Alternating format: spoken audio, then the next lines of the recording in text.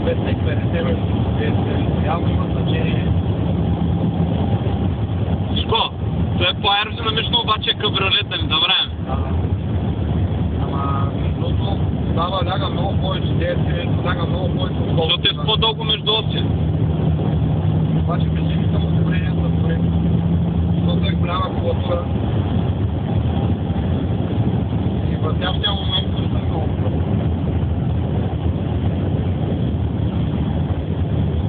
Това е предвид, че 9 много по-рано си пълни километража. Да, ама при това е по-плавно и го усещаш постоянно. Да. Това направо е ритъм. Значи, като се тръгна да настъпвам... При доктора се получава това с плавното набиране, защото... Ето с мъчешни парове, нали?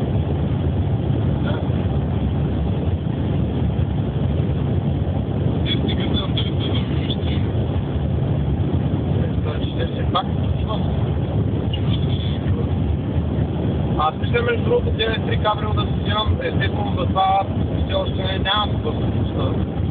Направим от по-старите, това не е защо.